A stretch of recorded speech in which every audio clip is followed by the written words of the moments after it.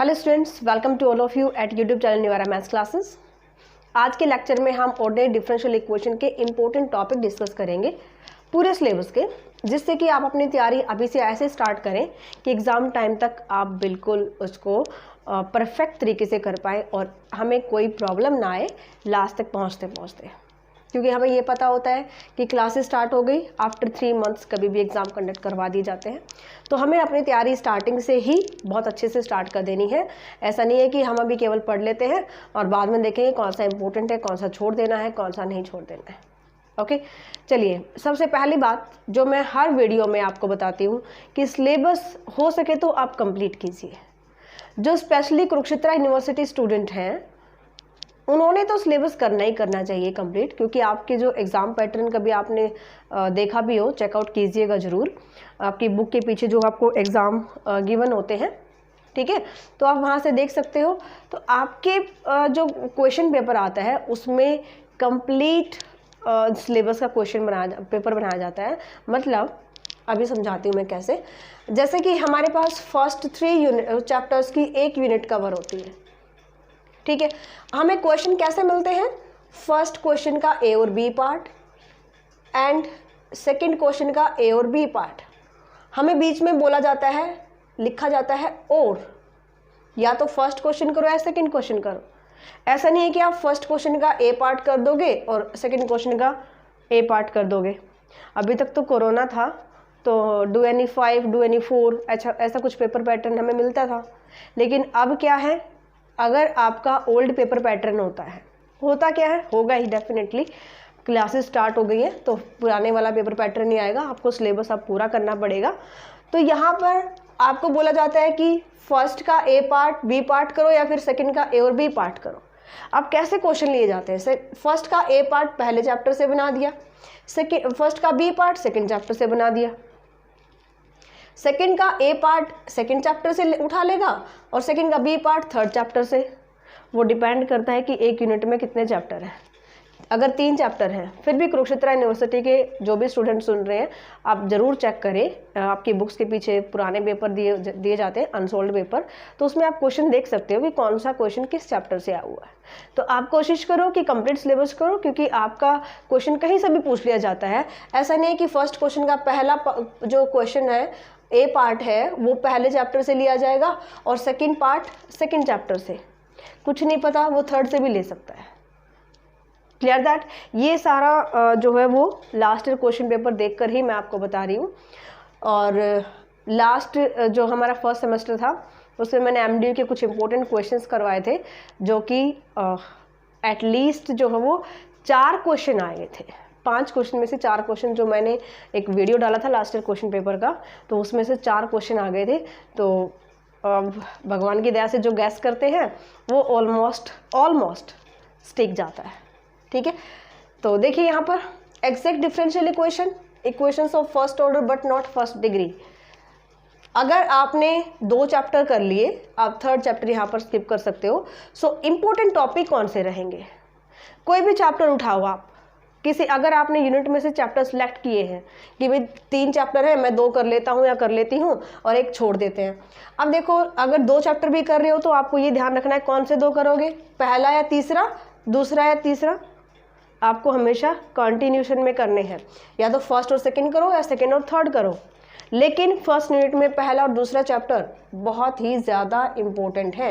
और first chapter में जो एग्जैक्ट डिफरेंशियल इक्वेशन है, इसमें जो पहला आर्टिकल है जिसमें नेसेसरी सफिशिएंट कंडीशन पूछा गया है, mdx + ndy = 0 की उसके नेसेसरी सफिशिएंट कंडीशन बताओ कि वो एग्जैक्ट होगी।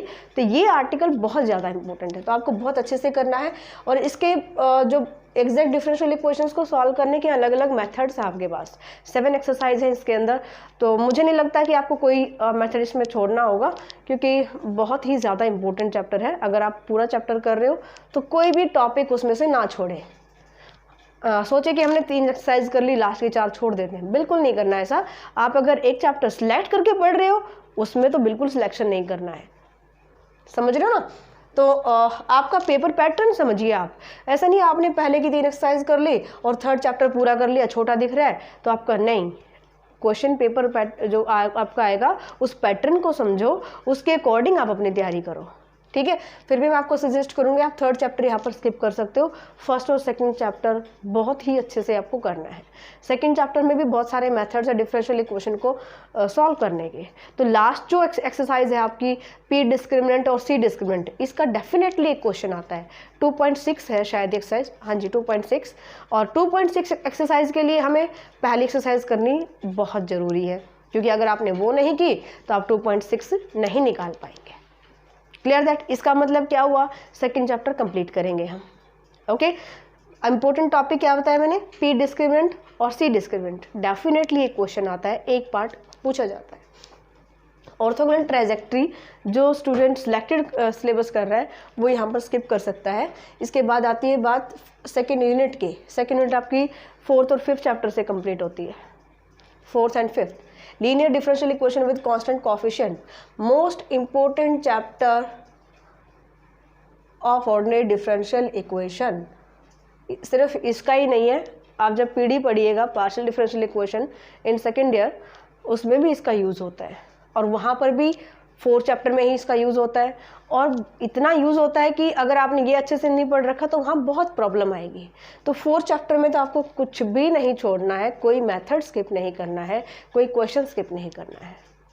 ओके, वैसे देखा जाता है कि एग्जाम्पल ज़्यादा आते हैं एग्ज़ाम में, तो एग्जाम्पल तो आपको डेफिनेटली करने ही करने हैं, लेकिन प्रैक्टिस करो क्वेश्चंस की भी। ओके, होमोजेनियस लीनियर इक्वेशन आप स्किप कर सकते हो, लेकिन केयू के स्टूडेंट फिर भी ध्यान रखें, आप अगर दोनों कर पाते हैं तो बहुत ज़्यादा अच्छी बात है, राइट। इसके बाद बात करते हैं 6th चैप्टर यूनिट 3rd। इसमें यूनिट 3rd कवर होती है, इसके आप लास्ट एक्सरसाइज स्किप कर सकते हो।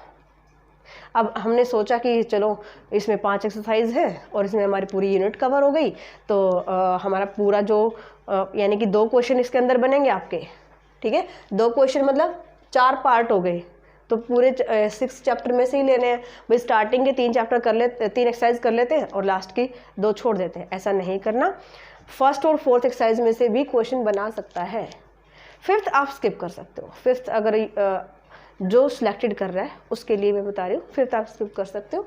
इसके बाद इसके मेथड भी बहुत इंपॉर्टेंट है, 6 चैप्टर के जो मेथड्स हैं वो भी बहुत इंपॉर्टेंट है। इसके बाद बात आती है 7th और 8th चैप्टर, जिसमें यूनिट आपकी 4th कवर होती है, और ordinary simultaneous differential equation, total differential equation.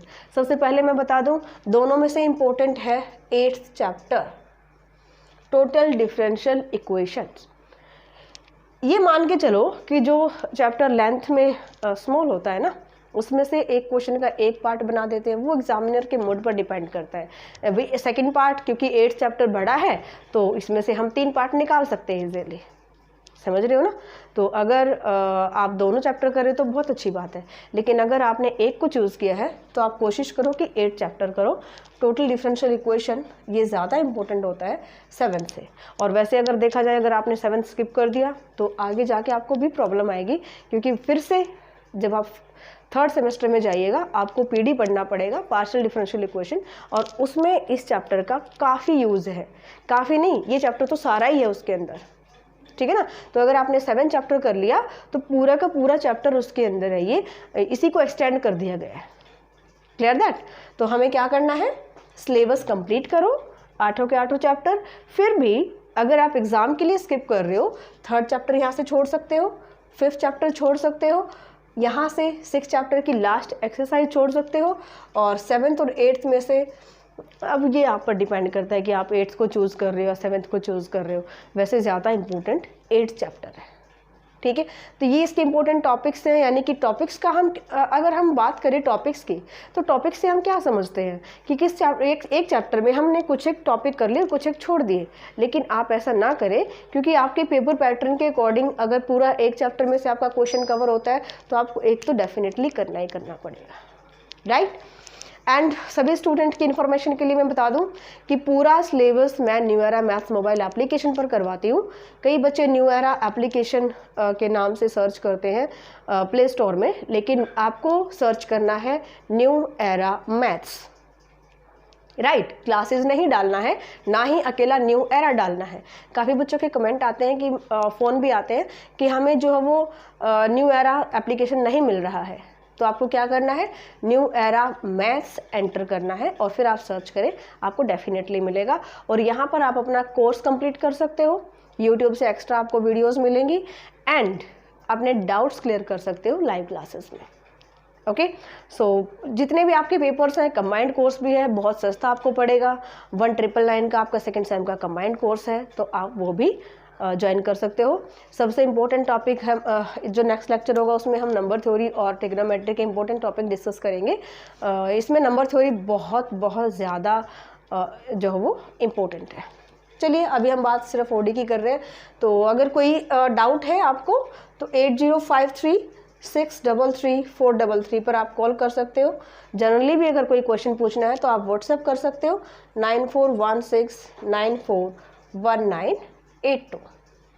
Okay, सो ये मोबाइल नंबर्स हैं जिन पर आप कांटेक्ट कर सकते हैं। एंड अगर आपने एप्लीकेशन डाउनलोड कर लिया है तो हर वीक जो है वो फ्री ट्रायल क्लासेस होती है सेकेंड सेम और फोर्थ सेम की। तो आपको करना क्या होता है, कंबाइंड कोर्स पर जाओगे, आपको नोटिफिकेशन मिल जाएगा किस टाइम लाइव क्लास है, तो उसी टाइम जब आप कोर्स पर जाकर चेक करोगे तो वहाँ पर आपको ज्वाइन क्लास का बटन दिखाई देगा, आप वहाँ क्लिक करके क्लास ज्वाइन कर सकते हो। वहाँ पर जो इम्पोर्टेंट टॉपिक मैं कोर्सेज में करवाती हूँ वही important topic in live classes में डिस्कस किया जाएगा। ओके, तो उसके लिए आपको केवल एप्लीकेशन डाउनलोड करना है और इन क्लासेस को ज्वाइन कर सकते हैं। सो मिलते हैं नेक्स्ट लेक्चर में, तब तक के लिए बाय, टेक केयर।